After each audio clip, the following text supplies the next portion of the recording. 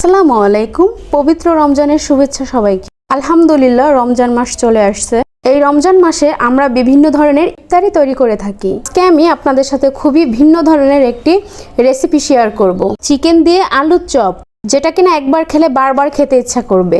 ঘরে মাত্র 1 পিস মুরগির মাংস থাকলেই আপনি তৈরি করে নিতে পারবেন এই মজাদার রেসিপিটি। চলুন দেখে আসি চিকেন আলুর চপ তৈরি করার জন্য কি কি উপকরণ লাগছে।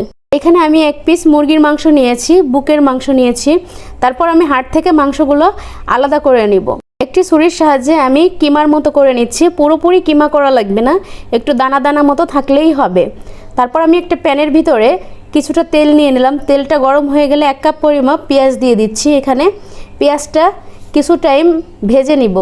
পেঁয়াজটা একটু নরম হয়ে গেলে আমি মুরগির কিমাগুলো দিয়ে দেব। পেঁয়াজের সাথে ভালো করে কিছু সময় আমি এটাকে ভেজে নিব। এখন আমি অ্যাড করে দেবো 1/2 চা চামচ আদা বাটা, 1/2 চা চামচ রসুন বাটা। তারপর ভালো করে নেড়ে চেড়ে কিছু সময় ভেজে নিব যাতে মশলার কাঁচা গন্ধ না আসে। 1/2 চা চামচ গুঁড়া মরিচ দিয়ে দিলাম, 1/2 চা চামচ এলাচ গুঁড়া, 1/2 চা চামচ চিলি ফ্লেক্স আর জিরার গুঁড়া। তারপর স্বাদ মতো লবণ দিয়ে ভালো করে মিশিয়ে নিব। এইভাবে কিছু সময় কষিয়ে নেব ভালো করে। চিকেন পুর হয়ে গেছে। এখন আমি চুলা থেকে নামিয়ে একটা সাইডে রেখে দিব। আমি আগে থেকে চুলায় 2টা আলু সিদ্ধ করে রেখেছিলাম। এখন আমি আলুগুলোকে ভালো করে ম্যাশ করে নিব। আলু ম্যাশ করা হয়ে গেছে। এখন আমি এখানে স্বাদ মতো লবণ দিয়ে দিলাম। এই 1/2 চা চামচের মতো লবণ দিয়ে দিচ্ছি। তারপরে কাঁচামরিচ কুচি, ধনিয়া পাতা কুচি দিয়ে দিলাম কিছুটা। এখানে আমি পেঁয়াজ বেরেস্তা দিয়ে দিচ্ছি কিছুটা। তারপর আমি সব উপকরণ হাত দিয়ে ভালো করে মাখায় নিব। মাখানো হয়ে গেলে একটা সাইডে রেখে দিব। এখন একটি বাটির ভিতরে 1/2 কাপ পরিমাপ বেসন নিয়ে নিচ্ছি আর স্বাদ মতো লবণ দিয়ে দিলাম।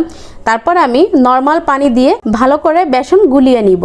একবারে পানি দেওয়া যাবে না, অল্প অল্প করে পানি দিয়ে ঘনত্ব বেটার তৈরি করে নিতে হবে। এখন একটি সাইডে রেখে দিব। এখন আমি ম্যাশ করা আলু থেকে কিছুটা আলু নিয়ে তারপর গোল শেপ করে হাত দিয়ে একটু ডিপ করে চিকেন পুরগুলো দিয়ে দিব। এভাবে চেপে চেপে দেওয়ার পরে আমি 2 সাইডই আলুগুলা ভালো করে এক জায়গা জড়ো করে একটা গোল শেপ করে নিব। তারপর হাত দিয়ে চেপে চপের মতো শেপ বানিয়ে নিব। সবগুলো আমি একই নিয়মে করে নিলাম। এটি বানানো খুবই সহজ। এখন একটা চপ বেসনের ভিতরে চুবিয়ে ভালো করে গরম তেলের ভিতরে আমি দিয়ে দিব। এইভাবে সবগুলো চপ আমি ভেজে নিব। অবশ্যই চুলার জালটা লো এবং হাই হিটের মাঝামাঝি রাখতে হবে, না হলে পুড়ে যেতে পারে। একটা সাইড হয়ে গেলে আমি আরেকটা সাইড উল্টায় দিব। দেখেন কতটা সুন্দর ফুলছে।